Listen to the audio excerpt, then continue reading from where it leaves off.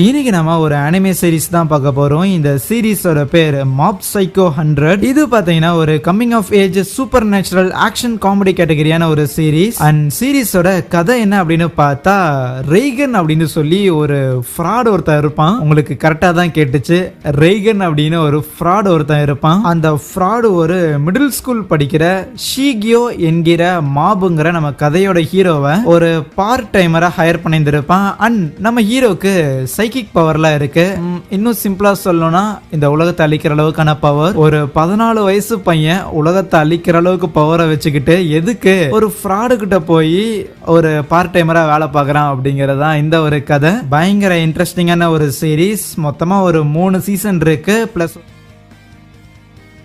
இந்த சீரிஸை கம்ப்ளீட்டா முடிச்சிடலாம். எனிவேஸ், ஓவரா பேசிட்டு இருக்காம வீடியோ காஃபணும்.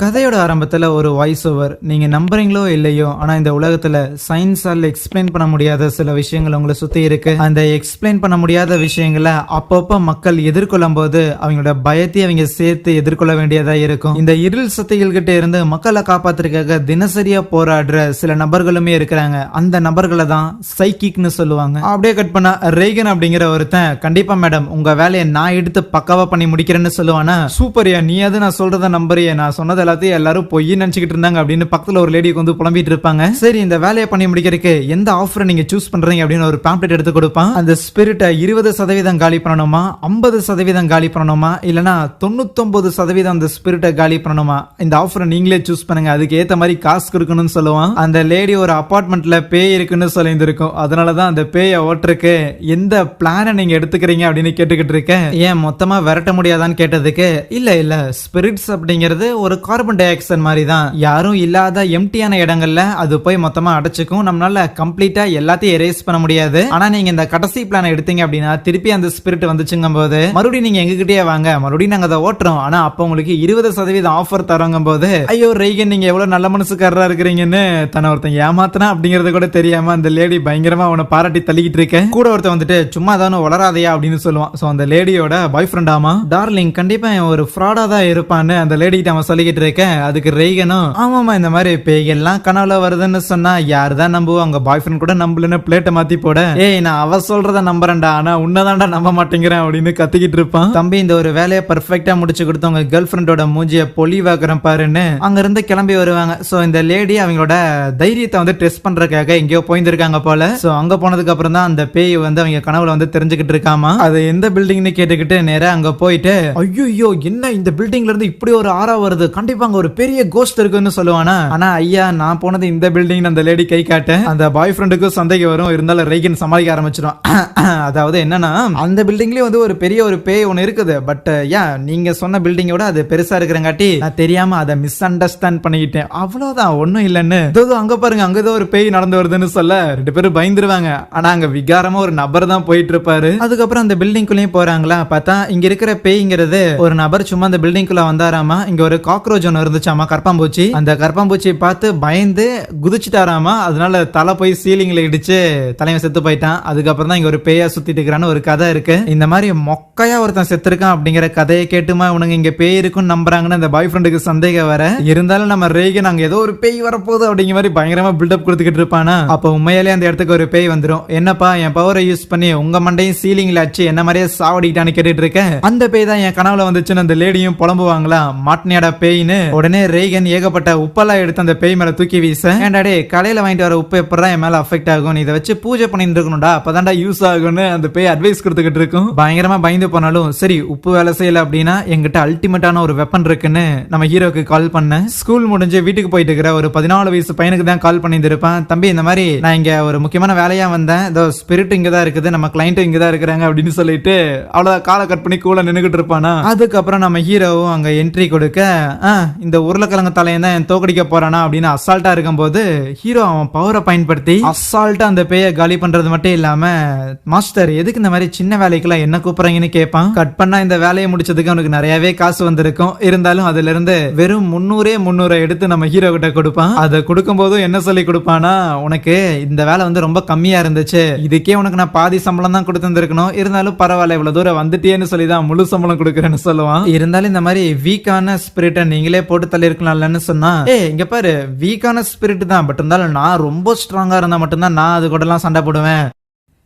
இந்த மாதிரியான சப்பையான ஸ்பிரிட்ஸ் ஹேண்டில் பண்ணாதானே நீ வளரும் போது நல்லா திறமையா வளருவ, அதனால தான் உங்ககிட்ட இந்த வேலையை ஒப்படைச்சேன் அப்படின்னு மழுப்பிக்கிட்டு இருப்பான். எஸ், நம்ம ஹீரோ கிட்ட தானும் ஒரு சைக்கிக் அப்படின்னு ஏமாத்தி வச்சிருந்திருக்கான். ரொம்ப முக்கியமா ஒரு வார்த்தையை சொல்லுவான், நீ என்கிட்ட இருக்கிறங்காட்டி தான் இந்த ஒரு பவர்ஸை கண்ட்ரோல் பண்றதுக்காக ட்ரெயின் பண்ணிட்டு இருக்கிறேன், இன்னொரு தடவை மக்களுக்கு எதிராக இந்த ஒரு பவரை நீ பயன்படுத்திட கூடாதுன்னு. வீட்டுக்கு வரும்போது நம்ம ஹீரோக்கு ஒரு அம்மா அப்பா பிளஸ் ஒரு தம்பி கூட ஒருத்தன் இருப்பான். ஹீரோவோட அம்மா அவனுக்கு அட்வைஸ் பண்ணுவாங்க, பாரு உன் தம்பி இன்னைக்கும் டெஸ்ட்ல வந்து நல்ல மார்க் வாங்கியிருந்திருக்கான், அவனை பார்த்து கொஞ்சமாவது கத்துக்கோன்னு. அதுக்கு நம்ம ஹீரோவோட தம்பி, அவன் பேரு ரிட்சுன்னு வச்சுக்கலாம், கவலைப்படாத அண்ணா, உனக்கு ஏதாவது உதவி தேவைப்பட்டுச்சு அப்படின்னா கண்டிப்பா நீ என்ன வந்து கேளு சரியானு சொல்ல. அதுக்கப்புறம் அடுத்த நாள் காலையில ஸ்கூலுக்கு போகும்போது சுபாமி அப்படின்னு ஒரு பொண்ணு ஒருத்தர் இருப்பா. அவன் மேல நம்ம ஹீரோக்கு ஒரு கண்ணு.